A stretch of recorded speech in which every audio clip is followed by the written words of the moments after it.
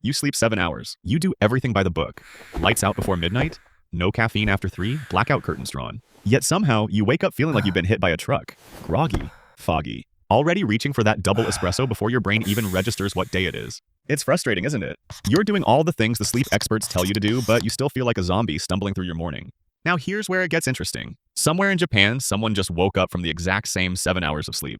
But they're not reaching for coffee. They're not groaning at their alarm. They're actually fresh, focused, and ready to tackle their day with genuine energy. Same amount of sleep, completely different outcome. What's going on here? The reality is far more practical and far more actionable than you might think. The Japanese have developed sleep habits that transform ordinary rest into something extraordinary. They've figured out how to make 6 to 7 hours feel like 8 or 9, while many of us sleep longer and feel worse. And no, you don't need to fly to Tokyo, learn a new language, or invest in a $400 mattress to tap into these secrets. These are simple, science-backed adjustments that you can start implementing tonight. Let's start with something that might sound uncomfortable at first, but makes perfect neurological sense. Temperature. When researchers studied over 2,000 Japanese homes, they discovered something striking. The average bedroom temperature during sleep was around 55 degrees Fahrenheit.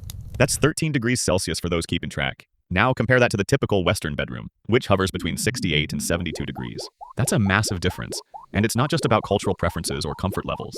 This is pure neuroscience at work. Sleep scientists have explained that for your brain to enter deep, restorative sleep, the kind that actually repairs your body and consolidates memories, it needs to cool down by 2 to 3 degrees. Your body is literally designed to drop its temperature as part of the sleep process. A colder room helps facilitate this natural cooling mechanism. Think of it like this. You're not torturing yourself with Arctic conditions. You're giving your brain the environmental signal it needs to initiate its most powerful healing mode.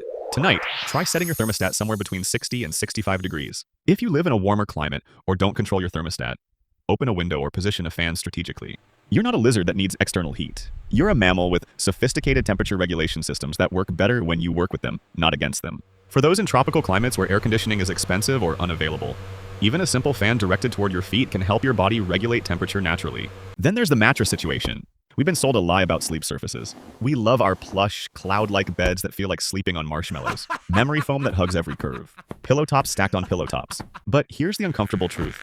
Your spine doesn't care about comfort in the way we typically define it. Your spine wants support. It wants alignment. It wants to maintain its natural curves throughout the night without compensation or strain. In Japan, many people still sleep on firm futons placed directly over tatami mats. To Western sensibilities, this sounds borderline medieval. But the biomechanics are brilliant. A firm surface keeps your spine in perfect alignment and reduces pressure points. These two factors directly lead to deeper, more uninterrupted sleep. When your sleep posture is poor, your body experiences micro-awakenings throughout the night. You might not consciously remember them, but they fragment your sleep architecture and leave you feeling unrested despite adequate time in bed. Even sleeping on a yoga mat or placing a board under your current mattress can make a significant difference. Some people have reported transformative results from switching to a shikibuton, a traditional Japanese floor mattress. Others simply found that their existing mattress worked better when they removed the soft topper. The key is finding what gives your body proper support, not what feels softest when you first lie down. Now, let's talk about what might be the most counterintuitive Japanese sleep secret: the hot bath before bed. This is where Japan really demonstrates sophisticated understanding of thermoregulation. The traditional ofuro ritual involves soaking in water around 104 degrees Fahrenheit, that's 40 degrees Celsius, before heading to bed. Your first instinct might be to protest. Won't heating up before bed make me hotter and mess up my sleep? Actually, it does exactly the opposite through a clever physiological trick. When you immerse yourself in hot water, your body temperature rises temporarily. But when you get out, your body rapidly cools down to compensate. And this dramatic temperature drop signals to your brain that it's time to sleep. It's like manually pressing the sleep mode button for your entire system. The key is timing. Take that hot bath or shower 1 to 2 hours before bed. This gives your body enough time to complete the cooling process right as you're climbing under the covers. The drop in core temperature afterward creates the perfect neurological conditions for deep sleep. No sleeping pills needed, no Netflix required to wind down. Just soak, relax, and let your body's natural mechanisms do the work. For those without a bathtub, even a hot shower works. The principle remains the same. You're triggering your body's natural cooling response. Some have found that showering in the dark amplifies the calming effect, helping the body recognize that sleep is approaching. But perhaps the most profound difference between Japanese and Western sleep culture isn't about temperature or mattresses. It's about mindset. In Japan, if someone tells you that you look tired, it's actually a compliment. It means you've been working hard, that you're dedicated, that you're giving your full effort to your responsibilities. Even more striking is the concept of inamori, napping in public. Far from being seen as lazy or unprofessional, it's viewed as honorable. It signals that you've been working so hard that you need to rest even briefly to recover. Contrast this with Western hustle culture, where we've internalized toxic mantras like sleep is for the weak and you snooze, you lose. When we do feel tired, we hide it. We mask it with caffeine and energy drinks and sheer willpower. We push through rather than addressing the root cause. We treat tiredness as a personal failing rather than valuable biological feedback. This psychological warfare we wage against our own bodies creates stress, and stress is the enemy of quality sleep. It keeps your nervous system activated when it should be winding down. What if you flipped the script tonight? What if instead of fighting tiredness, you respected it? What if you acknowledge that feeling tired isn't failure? It's simply feedback from a body that's been working and needs recovery. This mental shift alone can help your nervous system relax, making it easier to fall asleep and stay asleep. You've earned your rest. You don't need to apologize for it or caffeinate your way through it. You need to honor it. When your body signals exhaustion, that's not weakness. It's your system asking for what it needs to perform at its best tomorrow. The Japanese approach to sleep also includes strategic napping, and this is where they really demonstrate their efficiency-focused mindset.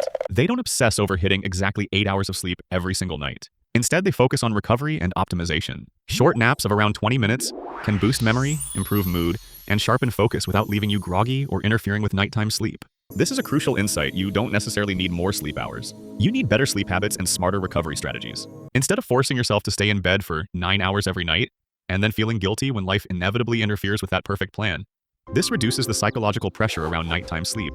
And paradoxically, less pressure often equals better rest. Think of it as a quick system reboot rather than a full shutdown. Technology presents another crucial battleground for sleep quality. In most Western bedrooms, phones, tablets, and televisions have VIP status. They're the last thing we look at before closing our eyes, and often the first thing we reach for upon waking. But these screens blast blue light directly into our eyes, suppressing melatonin production, the hormone that regulates sleep-wake cycles. Japan has technology too. 95% of Japanese teens own smartphones. But there's a cultural discipline around screen use before bed. No chaotic content right before sleep. No doom scrolling through social media or watching intense shows that keep your nervous system activated. Your new habit starts tonight. 1 hour before bed, go screen-free. If that feels impossible, at minimum switch to low light mode and consume only calming audio content. Remember this fundamental truth: your bed is not a cinema. It's not an office. It's not a social media consumption station. It's a sleep zone. And when you blur those boundaries, your brain never learns to associate bed with rest. The goal isn't to make the hour feel like punishment. It's to give your nervous system permission to wind down. Finally, there's the pillow situation. You might not think your pillow matters much in the grand scheme of sleep optimization. But imagine spending 8 hours every single night with your neck tilted at the wrong angle. That's exactly what most soft, puffy Western pillows do.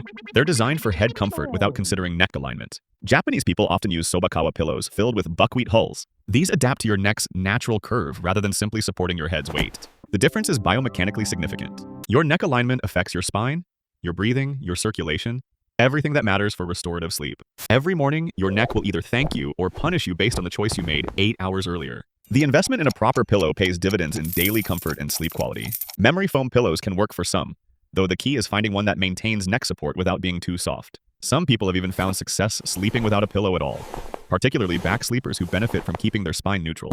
There's also the often overlooked factor of what you consume and when. The Japanese diet plays a role in sleep quality too. Eating less processed food, reducing sugar intake. When your digestive system can rest, your body devotes more energy to actual restoration and repair.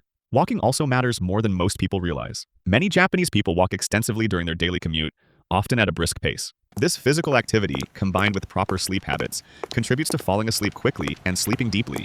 It's worth noting that some sleep issues go beyond habits and environment. Sleep disorders like sleep apnea can sabotage even the best sleep hygiene practices. If you're implementing all these changes and still feeling exhausted, it might be worth getting evaluated for underlying conditions. Similarly, nutritional deficiencies, particularly in vitamin B12, magnesium, or iron, can cause persistent fatigue regardless of sleep duration. Sometimes the grogginess isn't about the sleep itself, but about how you wake up.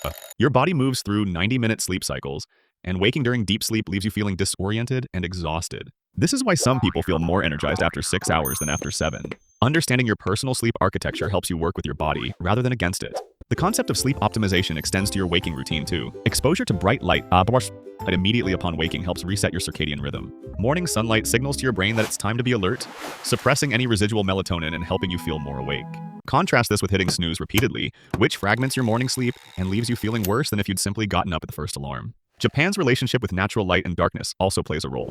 Without daylight saving time and with the sun setting relatively early even in summer, Japanese people get more darkness before bedtime. This promotes natural melatonin production and induces sleep faster. While you can't control the sun's schedule, you can control your exposure to artificial light in the evening. What can you actually steal from Japanese sleep culture starting tonight? Keep your room cool, ideally between 60 and 65 degrees. Take a hot bath 1 to 2 hours before bed and let the temperature drop work its magic. Sleep on a firmer surface that supports spinal alignment. Reframe tiredness as valuable biological feedback rather than personal weakness. Incorporate short strategic naps when possible. Set firm boundaries with technology 1 hour before sleep. Use a supportive pillow that properly aligns your neck. Consider your diet and finish eating well before bedtime. Get regular physical activity during the day. Time your sleep in complete 90-minute cycles when possible. These aren't massive life overhauls that require months of preparation. They're tiny tweaks that compound over time, building on each other just like any good habit. The results? Deeper sleep, more genuine energy, clearer thinking throughout your day. Better sleep isn't just about feeling rested in the morning. It's about performing at your best, thinking more clearly, regulating your emotions more effectively, and showing up as the person you want to be. The path to better sleep isn't mysterious or expensive. It's practical, science-backed, and completely accessible. The fascinating thing about these Japanese sleep principles is that many of them work synergistically. Cool room temperature enhances the effects of the post-bath cooling. Firm sleeping surfaces work better when your body isn't fighting tech-induced stress. Strategic naps become more effective when your nighttime sleep is optimized. It's a system where each element supports the others. Start with one change tonight. Just one.